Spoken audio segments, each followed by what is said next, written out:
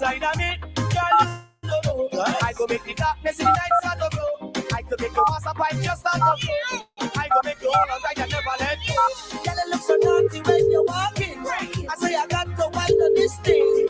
I can't let you get away. I got to take a dip in the salt and soak in. So people sugar rush for do darling. Girl, I tempted to touch the way you're flexing. I can't make it get away. Tonight, will you do your part? Cause I know girl you want. Come and hold on your sweetness. Cause I can no weakness. Push it back in a slow motion. Well, I give you the jam, girl, I know you want. Come and hold on your sweetness. So make you get in my feeling. Push it back in a slow motion. Well, I give you the jam. Is SVG. Voice of the Man Bongo Prime representing for Activated Mornings on WEFM 99.9. Ah.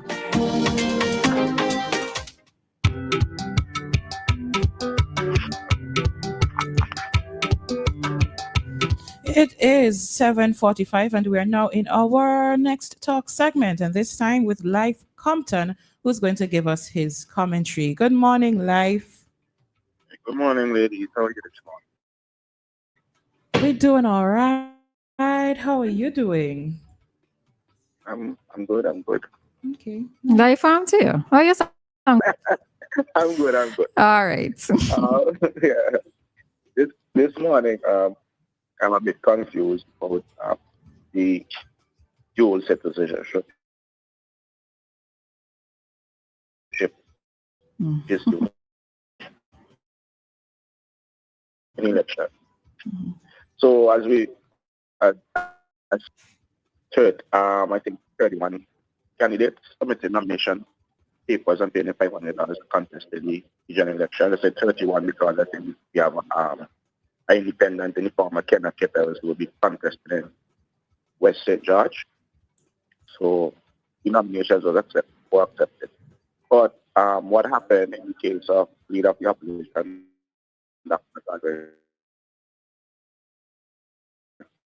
Friday, and member of parliament or persons with letters to the returning officers in those two constituencies, claiming that those two politicians were ineligible to contest the next general election because they hold Canadian citizenship. Now, this has always been confusing to me, right? And I think it's a serious issue, so much so that in the past, European politicians have basically gave up the dual citizenship. It was a big issue with Sir Louis Straker several years ago, where it was saying that he was a citizen of the United States of America and he gave up his American citizenship. I actually did the article with that because he was saying that he did not, and he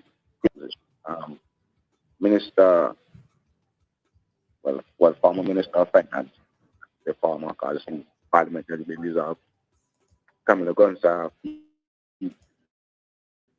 also gave up his American citizenship in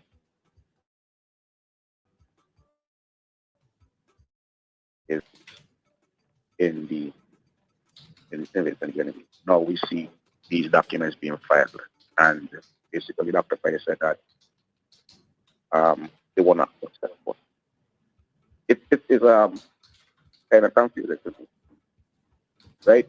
But what I can say is that maybe that Camilo Gonzalez and Louis Straker had to do that because the USA is not part of the Commonwealth nation. So maybe that is the difference. Canada is part of the Commonwealth. But the Constitution says that it's related to allegiance to another country. And let me just read what the Constitution. No person shall be qualified to be elected or appointed as a representative or senator if he is by virtue of his own honor and acknowledgement of allegiance, obedience, or adherence to the following arts thing. So Dr. Friday is a Canadian citizen and he acquired citizenship. And he did say in Parliament that he has a Canadian passport. So basically, just to be honest, if I was ignored and they are allowed to proceed. And I don't know, it's been contested in other countries too, not just in Stevenson in the States, right? And they say, and from my research, it says that courts have consistently ruled that individuals who hold dual citizenship are ineligible to be elected from the office due to a foreign allegiance disqualification from the Constitution. But I don't know, it just keeps going on. So maybe somebody in is and how it works can call this morning and explain it because I don't know. The Constitution says one thing, but one thing is to happen, right? Yeah. It says the resort says that the Caribbean Court of Justice, which is the highest appellate court for some Caribbean nations, has also endorsed this position, finding that the Guyanese Canadian dual citizen was ineligible to sit in Guyana's National Assembly. The court has generally converted the traditional understanding that allegiance is the necessary incident of citizenship, means having dual allegiance to the state as incompatible with holding public office. But it goes on. Jamaica, following the 2007 general election, the Supreme Court found several successful candidates for the Jamaica Labour Party were disqualified because they held U.S. citizenship. But I guess U.S. is out because they are not part of the Commonwealth. They had to renounce their U.S. citizenship and contest subsequent by-elections to regain their seat. So you see Jamaica taking it seriously. St. Kitts and Dominica. High courts in these nations have made similar pronouncements, ruling that the status of St. Kitts and Nevis and Dominica as independent states means their citizens hold different potentially conflicting allegiances, thus disqualifying post-petition office. So I don't know what is the difference between and Guyanese, and I don't know why it's continuing to be allowed. Because Dr. Friday said that his legal team dealt with it and he was able to be nominated, and so it was Mr. Bramble. So, as I said, I need the politicians, the people who may have information on this can clear it up and say why it is allowed to continue. I'm not normally confused with it, but this one kind of confused. So, yeah, Louise, that's why you was. Yeah, no, I get you. And just like you, it tends to only really become like a really 4-point issue when it comes closer to nomination day. And like we saw that yesterday, that petition or the letter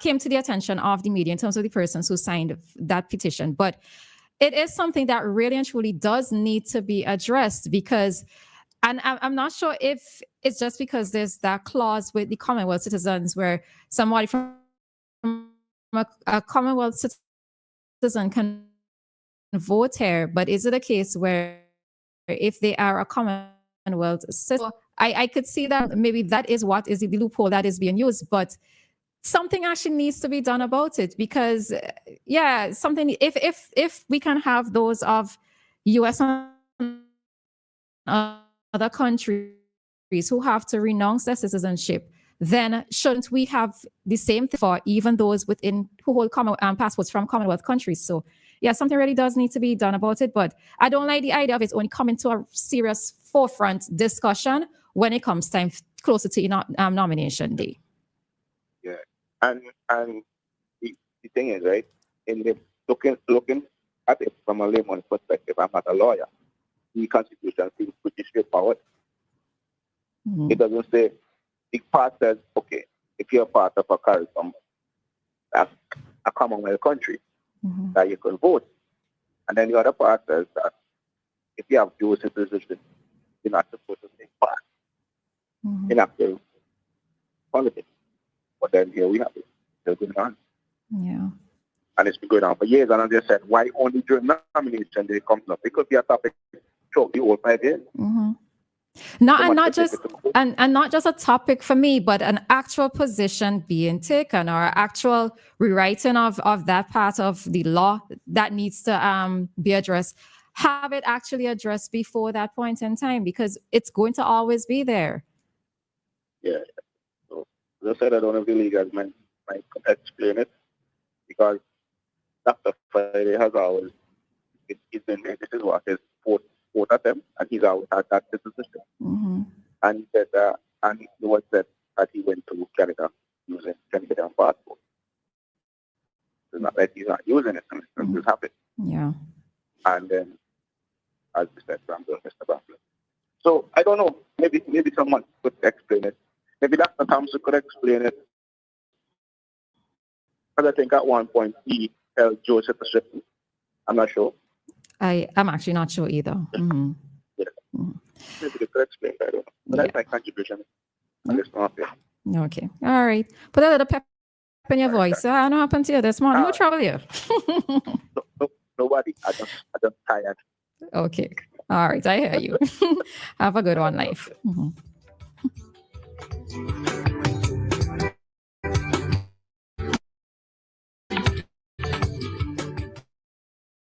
Okay, that was a commentary from Lyf. We have a caller, so we can go.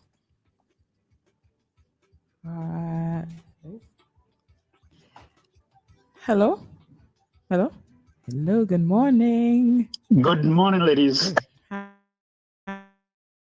Hi. Morning. And good morning, Ms. Cole. As always, you've come through with flying colors. No clarity is needed. No clarity at all. Your Prime Minister, Gonzalez, keeps saying Vincentians do not read. Read the Constitution. You don't need no legal brain or anything. I'm just a locksmith, somebody who breaks into people's houses. Legally, that is. Read the Constitution. My son could come to St. Vincent tomorrow and run for public office. He's Bermudan. He was born in Bermuda. But because of his dad being of Vincentian, he qualifies. So it's a non-issue. We are wasting time. Wait, say that again.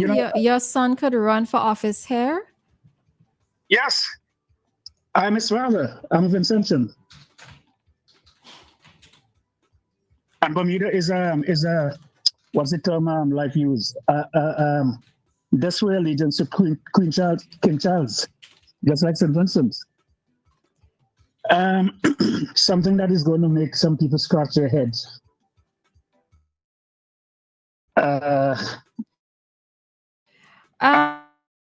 Okay, so Google just told me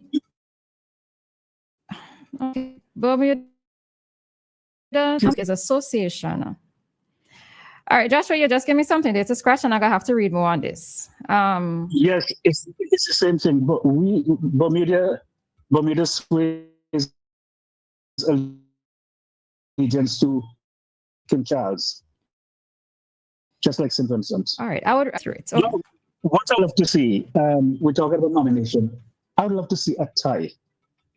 And remember, you heard it first on WEFM from Joshua Richardson, a hemorrhoid who lives in Bermuda. Mr. Lyf and Mr. Cummins will both cross the floor and join the ULP on condition that Dr. Gonzalez, who is not going to give up the position of Prime Minister, on condition that he makes Mr. Leacock Deputy Premier and Mr. Cummins Minister of Waste Management. Remember, you heard it first on WEFM. And I'm 2,000 miles away, so nobody could touch me. Have a great day, ladies. All right, Joshua.